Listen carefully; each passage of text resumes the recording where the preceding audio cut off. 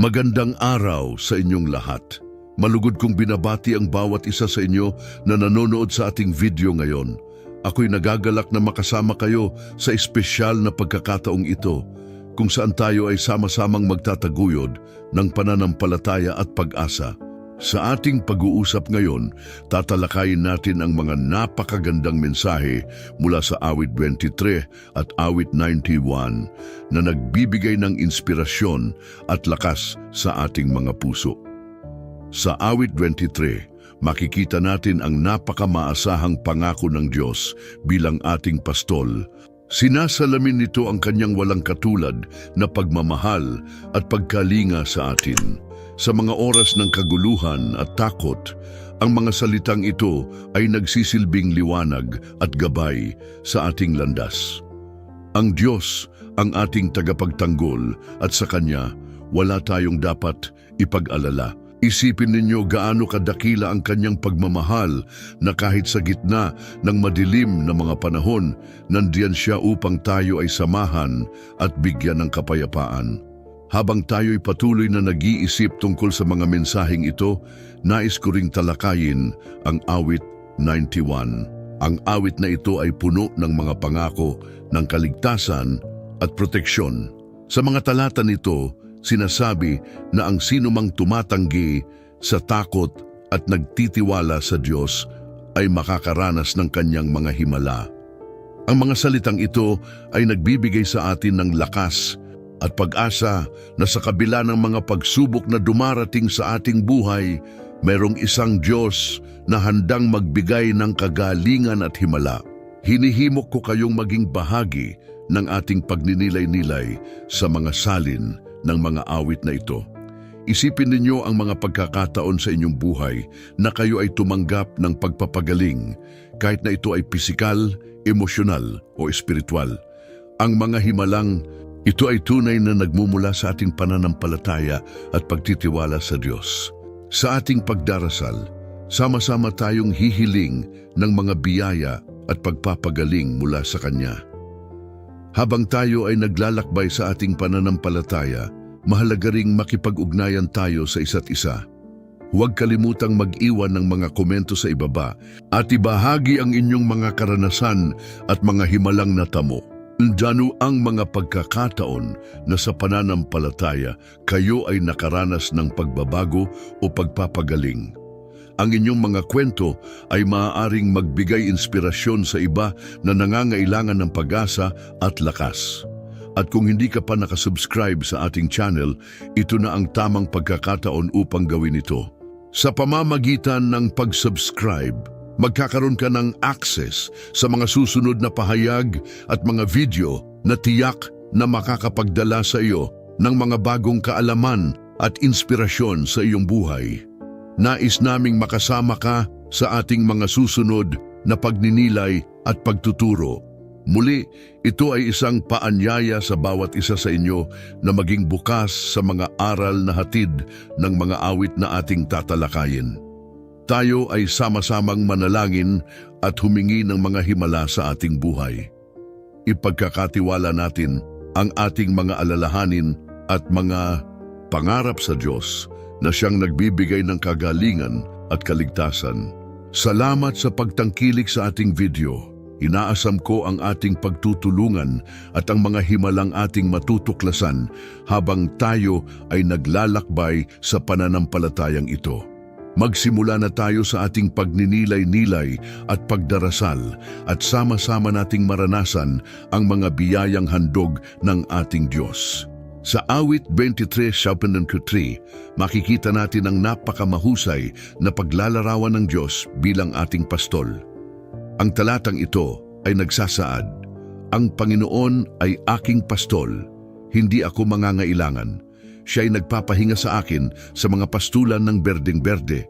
Pinapatnubayan niya ako sa mga tubig na tahimik." Ang mga salitang ito ay puno ng pag-asa at katiyakan. Ipinapakita nila ang ating ugnayan sa Diyos bilang isang pastol na nagmamalasakit at nag-aalaga sa atin, na handang magbigay ng lahat ng ating pangangailangan. Ang metaphor ng pastol ay may malalim na kahulugan.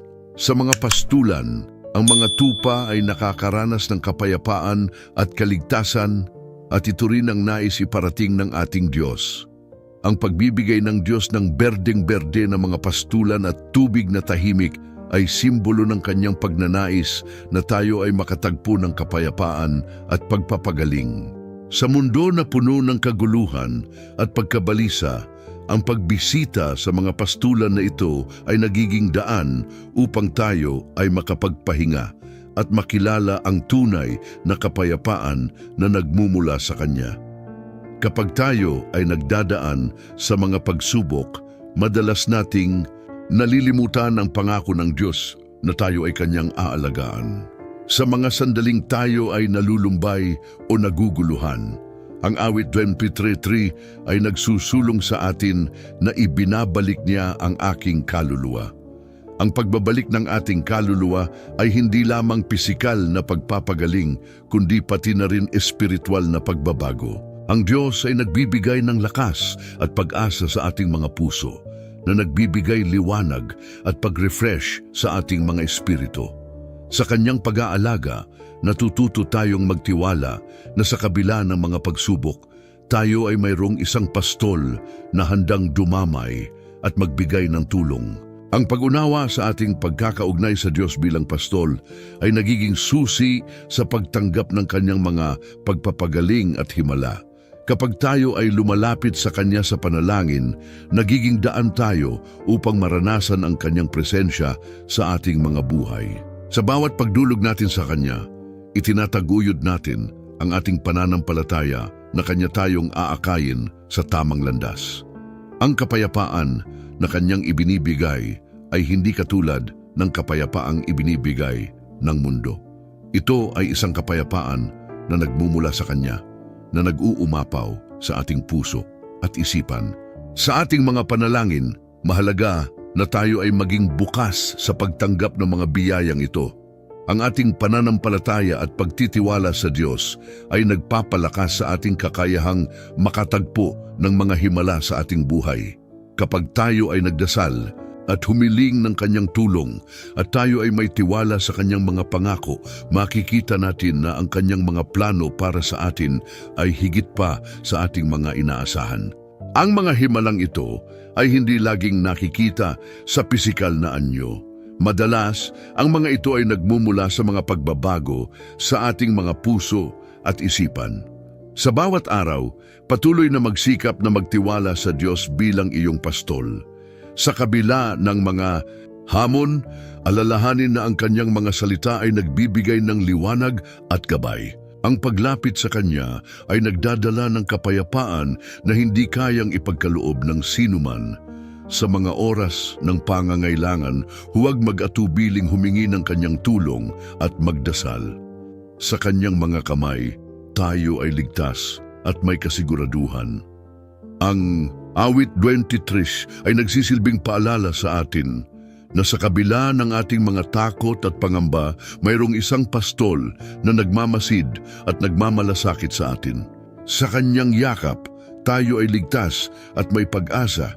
Sa bawat hakbang na ating ginagawa, samahan natin ang ating sarili ng pananalig sa Kanya at sa ganitong paraan, mapapansin natin ang mga himala at pagpapagaling na Kanyang ipagkakaloob sa ating mga buhay. Ang kapayapaan at gabay ng Diyos ay palaging nandiyan, naghihintay na ating yakapin at tanggapin. Sa awit 91, 1-2, makikita natin ang makapangyarihang mensahe ng pagtitiwala at kaligtasan na inaalok ng ating Diyos. Ang mga talatang ito ay nagsasaad na ang sinumang nananatili sa lilim ng makapangyarihan ay mayroong hindi matitinag na proteksyon. Ang mga salitang lilim at kanlungan ay naglalarawan ng isang ligtas na lugar, isang tahanan kung saan ang ating mga kaluluwa ay maaaring magpahinga at makatagpo ng kapanatagan. Sa mundong puno ng mga pagsubok at panganib, ang pagbibigay diin sa pagkakaroon ng ganitong kanlungan ay hindi lamang nakapagpapalakas ng loob, kundi nag-aanyaya rin sa atin na magtiwala sa mga pangako ng Diyos. Sa ating pang-araw-araw na buhay, madalas tayong nahaharap sa mga sitwasyon na tila hindi tayo ligtas. Ang mga hamon, sakit at kawalang katiyakan ay maaring magdulot ng takot at pag-aalala. Subalit sa kabila ng mga ito, ang awit 91:22 ay nagsasabi na merong lugar ng kapanatagan na maaari tayong lumapit. Ang pagtitiwala sa Diyos ay hindi lamang isang simpleng aksyon. Ito ay isang malalim na relasyon na nag-uugnay sa atin sa Kanya. Sa ating pag-asa at pananampalataya, tayo ay inaalalayan niya at ang ating mga puso ay nagiging mas matatag sa harap ng mga pagsubok. Ang mga salitang makapangyarihan at Diyos ay nagtatampok sa Kanyang kakayahan na magbigay ng tunay na kaligtasan. Sa pamamagitan ng ating pagtitiwala, tayo ay nagiging bahagi ng Kanyang plano. Kapag tayo ay lumalapit sa Kanya, nakikita niya ang ating mga pangangailangan at ang Kanyang mga kamay ay nakahanda upang magbigay ng mga himala. Ang mga himalang ito ay hindi palaging bumabalot sa mga pisikal na pagbabago. Minsan, ang mga himala ay nasa anyo ng kapayapaan sa gitna ng bagyo, lakas sa oras ng panghihina, at kagalakan sa mga panahon ng lungkot. Ang awit 91:1-2 ay nagtuturo sa atin na ang proteksyon ng Diyos ay hindi lamang isang pisikal na kaligtasan. Ito rin ay isang espiritual na kaligtasan. Ang ating mga kaluluwa ay binibigyan niya ng kanlungan mula sa mga pag-atake ng takot at pangamba. Sa ating mga panalangin, dapat tayong maniwala na ang Diyos ay naririto, nakikinig at umaaksyon para sa ating kabutihan. Sa ating mga pagkakatawang tao at mga hamon, ang pag-alala sa Kanyang mga pangako ay nagiging ilaw na naggagabay sa atin. Ang pagiging nasa lilim ng makapangyarihan ay nangangailangan din ng ating kooperasyon. Hindi ito isang passive na estado. Tayo ay hinihimok na aktibong maghanap sa Kanya, na magtiwala sa Kanyang mga salita at sumunod sa Kanyang mga utos. Sa ganitong paraan, tayo ay nagiging mga kasangkapan ng Kanyang kapangyarihan. Ang ating mga aksyon at desisyon ay nagiging mga pagkakataon upang makaranas tayo ng Kanyang himala sa ating buhay. Sa mga panahon na tayo ay tila nag-iisa, ang pagkilala sa Kanyang presensya ay nagbibigay sa atin ng lakas at pag-asa. Ang bawat hakbang ng ating buhay ay maaaring punuin ng mga himala kung tayo ay mananatili sa Kanya. Ang ating mga takot ay nagiging mga pagkakataon para sa Kanyang kaluwalhatian. Sa bawat pagsubok na ating dinaranas, naway maging paalala ito sa atin na ang Diyos ay hindi nag-iiwan at hindi nagpapabaya. Ang mensaheng ito ng awit 91:1-2 ay hindi lamang para sa ating mga sarili, kundi ito rin ay dapat na ibahagi sa iba. Sa ating mga komunidad, ang mga tao ay naghahanap ng kaligtasan at pag-asa. Bilang mga tagasunod ni Kristo, tayo ay tinatawag na maging mga daluyan ng Kanyang liwanag at pagmamahal. Sa pamamagitan ng ating mga kwento ng pananampalataya, tayo ay nagbibigay inspirasyon sa iba upang makilala ang Diyos na nagbibigay ng tunay na kaligtasan at himala.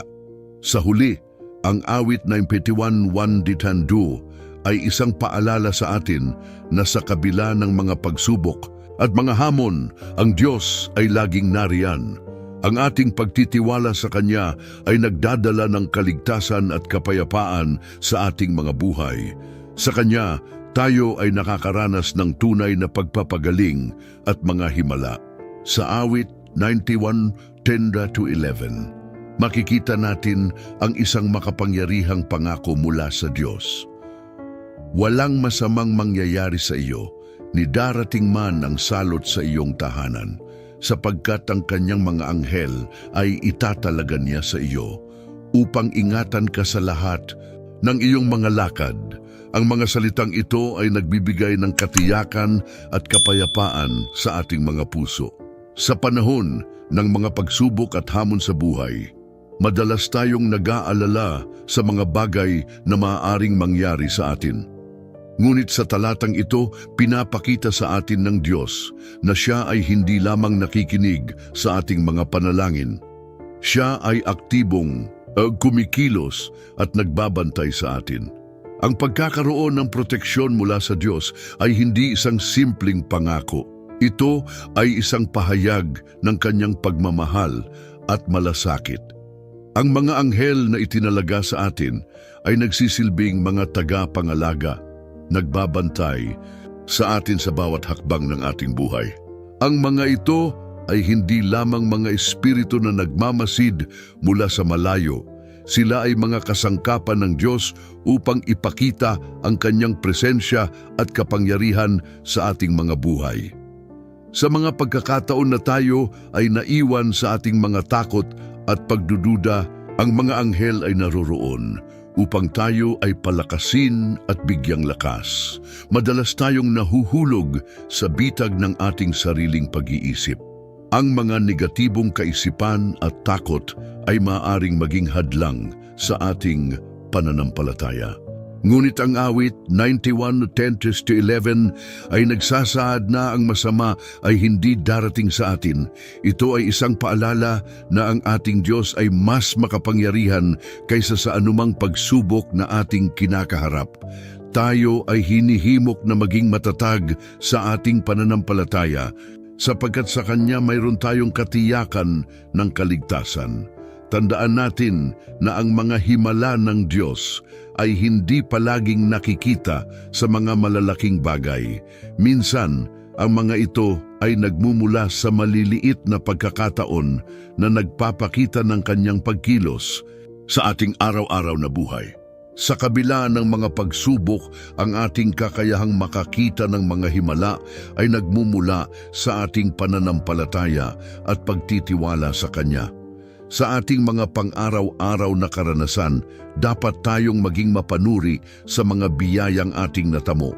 Sa mga pagkakataon na tayo ay nakaligtas sa panganib at sa mga pagkakataon na tayo ay nakatagpo ng tulong mula sa mga tao at sitwasyon na tila hindi inaasahan. Ang ating Diyos ay hindi natutulog. Siya ay laging handang makinig sa ating mga daing. Sa mga sandaling tayo ay nawawalan ng pag-asa, maaari tayong bumalik sa mga salita ng awit 91 at alalahanin ang kanyang mga pangako. Ang kanyang mga anghel ay itatalaga sa atin hindi lamang sa oras ng panganib, kundi sa lahat ng ating mga lakad. Sa bawat desisyon na ating ginagawa, sa bawat habang na ating tinatahak, ang Diyos ay nariyan, nagbibigay ng gabay at proteksyon. Isang mahalagang aspeto ng pagtanggap ng mga himala at proteksyon mula sa Diyos ay ang ating pagbuo ng isang malapit na relasyon sa Kanya. Sa pamamagitan ng panalangin, pagsamba at pag-aaral ng Kanyang salita, tayo ay nagiging mas sensitibo sa Kanyang mga pagkilos sa ating buhay. Ang ating pananampalataya ay lumalalim at nagiging mas matatag at sa gayon, mas madaling makilala at matanggap ang kanyang mga himala. Sa pagtatapos, ang awit 91:10-11 ay nagbibigay sa atin ng pag-asa at katiyakan. Hindi tayo nag-iisa sa ating mga laban. Ang Diyos ay kasama natin at ang kanyang mga anghel ay nagmamasid sa atin. Sa bawat pagsubok, huwag tayong mawalan ng pag-asa. Sa halip, tumanggap tayo ng mga himala at proteksyon na Kanya nang ipinangako. Sa mga susunod na sandali, tayo ay mananalangin. Naway ang ating mga puso ay mapuno ng pananampalataya at tiwala sa Kanyang walang hanggang pagmamahal at pagkilos sa ating buhay.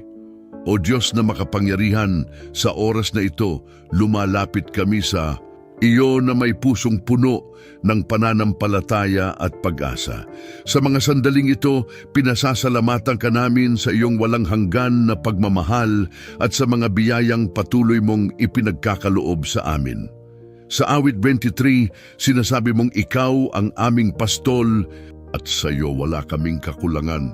Sa bawat hakbang ng aming buhay, Kami ay nagtitiwala sa iyong gabay at sa iyong mga pangako na nagbibigay ng kapayapaan sa aming mga puso. Aming Ama, sa gitna ng mga pagsubok at hamon ng buhay, kami ay humihiling ng iyong pagpapagaling. Sa mga sugat ng aming mga katawan, sa mga pasakit ng aming mga isip at damdamin, kami ay humahanap ng iyong mga kamay na nagbibigay lunas. Sa awit 91, ipinapangako mong kami ay iyong poprotektahan na kahit sa mga panganib, kami ay hindi matatakot. Sa iyong mga pakpak, kami ay nagkukubli. At sa iyong katotohanan, kami ay nagtitiwala. Naway maranasan ng bawat isa ang kapayapaang nagmumula sa iyong presensya na nag-aalis ng takot at pangamba. O Panginoon, sa mga oras ng sakit at karamdaman, kami ay humihingi sa iyo ng kaginhawaan. Sa mga taong nahihirapan, kami ay nananalangin na iyong ipadama ang iyong pag-ibig at pagpapagaling. Naway maramdaman nila ang iyong yakap na nagbibigay ng lakas at pag-asa na sa kabila ng kanilang pinagdadaanan, hindi sila nag-iisa.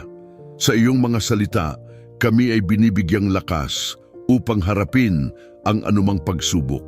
Sa iyong mga pangako, kami ay nagiging matatag at sa iyong liwanag, kami ay nagiging gabay sa iba. Sa bawat pag-iyak at pagdaramdam, kami ay lumalapit sa iyo, O Diyos. Sa mga oras na tila kami ay naliligaw ng landas, naway ituro mo sa amin ang tamang daan. Sa iyong mga kamay, kami ay nagtitiwala na kahit sa mga madidilim na sulok ng aming buhay, ikaw ang aming ilaw. Tulungan mo kaming makita ang iyong mga himala sa mga maliliit na bagay at sa mga malalaking pagbabago. Buksan mo ang aming mga mata upang makita ang iyong mga gawa at bigyan mo kami ng puso na handang tumanggap ng iyong mga biyaya. Panginoon, sa bawat tao na may karamdaman, kami ay nananalangin. Sa mga may cancer, sa mga may diabetes, sa mga may sakit sa puso, sa lahat ng uri ng karamdaman, kami ay humihiling ng iyong pagpapagaling. Naway ang iyong kapangyarihan ay pumasok sa bawat selula ng kanilang katawan at magbigay ng kalakasan. Sa mga oras ng takot, kami ay nag-aalay ng mga panalangin para sa kanila, na sa iyong pangalan sila ay gagaling. Panginoon, sa mga oras ng pag-aalala, kami ay nagsusumamo sa iyo. Sa mga pamilyang naguguluhan, sa mga taong nawawalan ng pag-asa, kami ay humihiling na iyong ipadama ang iyong pagkakaroon sa kanilang buhay. Naway muling bumalik ang kanilang mga ngiti at ang kanilang mga puso ay mapuno ng pag-asa. Sa bawat hakbang, naway makilala nila ang iyong presensya at sa bawat pag-ikot ng mundo, mahanap nila ang iyong pagmamahal. Sa mga ito, kami ay nagtataas ng mga panalangin ng pasasalamat sa mga himalang nagaganap sa aming paligid. Nakikita namin ang iyong mga gawa sa bawat buhay na nababago, sa bawat tao na nagiging inspirasyon sa iba. Naway maging instrumento kami ng iyong kapayapaan at pagmamahal sa lahat ng pagkakataon. Sa bawat pagkakataon na kami ay nagbibigay ng tulong, naway maging daan ito upang mas makilala pa ang iyong kadakilaan. O Diyos, kami ay patuloy na umaasa sa iyong mga pangako. Sa bawat pagsubok na aming dinaranas, kami ay nagiging matatag dahil alam naming ikaw ang aming sandigan. Naway patuloy mong ipadama ang iyong mga himala sa aming mga buhay. At sa bawat pagkakataon, maging sa mga simpleng bagay, matutunan naming magpasalamat. Naway sa aming mga puso ay manatili ang iyong salita at sa aming mga isip ang iyong mga pangako. O Diyos na puno ng awa at pagmamahal, sa bawat paglipas ng araw, kami ay lumalapit sa iyo ng may pusong mapagpakumbaba. Sa bawat pagsubok at pagsubok na aming dinaranas, kami ay humihingi ng iyong tulong at gabay. Sa mga pagkakataong kami ay naguguluhan at hindi alam ang aming susunod na hakbang, ikaw ang aming liwanag na nag-aakay sa tamang landas. Nais naming ipahayag ang aming mga takot at pagdududa, ngunit naniniwala kami na sa iyong mga kamay ang lahat ay nagiging posible. Sa bawat pighati at lungkot, kami ay nag-aalay ng aming mga panalangin. Naway sa mga oras ng kahirapan, iyong ipadama ang iyong presensya at yakap na nagbibigay ng kapanatagan. Sa mga taong nalulumbay, naway madama nila ang iyong pagmamahal na bumabalot sa kanila, at sa bawat pagluha na kanilang pinapawisan, naway magdulot ito ng pag-asa at bagong simula. Alam namin na ang bawat pagsubok ay may dahilan, at kami ay umaasa na sa likod ng mga ito may mga aral na nais mong iparating sa amin. O Diyos, sa mga oras ng pag-aalala, kami ay nagdadasal na sana'y ipakita mo sa amin ang tamang pananaw. Sa panahon ng kawalang katiyakan, naway mahanap namin ang aming lakas sa iyong mga pangako. Tulungan mo kaming maging matatag sa harap ng mga hamon, at sa bawat pagkatalo matutunan naming bumangon muli at lumaban.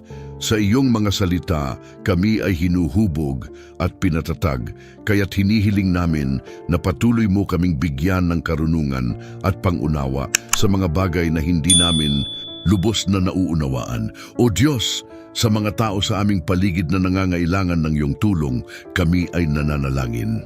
Sa mga pamilya na naguguluhan at nag-aaway, naway mahanap nila ang kapayapaan sa iyong mga salita at sa iyong presensya. Sa mga bata na wala pang kaalaman, naway ipadama mo sa kanila ang iyong pagmamahal at pag-aaruga, at sa bawat tao na nagugutom, naway maiparamdam natin ang iyong pagkalinga sa pamamagitan ng aming mga gawa. Naway maging daluyan kami ng iyong mga biyaya, at sa bawat pagkakataon na kami ay nakakapagbigay, matutunan naming ang tunay na kahulugan ng pagmamahal. Sa gitna ng lahat ng ito, kami ay humihingi ng iyong patuloy na gabay. Sa bawat desisyon na aming gagawin, naway maging malinaw ang aming mga isip at matatag ang aming mga puso. Sa mga pagkakataong kami ay naliligaw ng landas, naway iyong ipakita ang tamang direksyon na aming tatahakin. Sa mga oras ng pagdududa, naway maging matatag kami sa aming pananampalataya at umasa sa iyong mga pangako. O Diyos, sa bawat araw na kami ay nabubuhay, naway maging dahilan kami ng kagalakan at inspirasyon sa iba. Hindi lamang sa aming mga salita kundi sa aming mga gawa, naway maipahayag namin ang iyong pagmamahal sa mundo. Bigyan mo kami ng lakas na ipagpatuloy ang aming misyon, at sa bawat maliit na kabutihan na aming ginagawa, naway magsilbing liwanag kami sa dilim ng mundo. Sa aming mga puso naway manatili ang iyong mga salita, sa aming mga isip ang iyong mga pangako. Sa bawat hakbang, kami ay nagtitiwala na ikaw ang aming gabay. O Diyos, sa mga oras ng tagumpay, kami ay nagpapasalamat. At sa mga oras ng pagsubok, kami ay umaasa. Ang iyong pagmamahal ang nagbibigay ng kulay sa aming mga buhay, at sa bawat pagkakataon, kami ay nagiging tagapagdala ng iyong liwanag. Naway sa bawat pag-ikot ng mundo, ang aming mga panalangin ay umabot sa iyo, at sa bawat pagdaing, kami ay iyong pakinggan.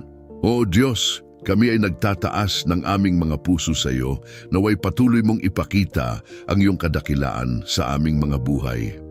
Sa ngalan ni Jesus, aming tagapagligtas at kaibigan, kami ay nananalangin. Amen. Sa pagtatapos ng ating devotional na ito, nais kong hikayatin kayong ipaalala ang mga aral na ating napag-usapan mula sa awit 23 at awit 91.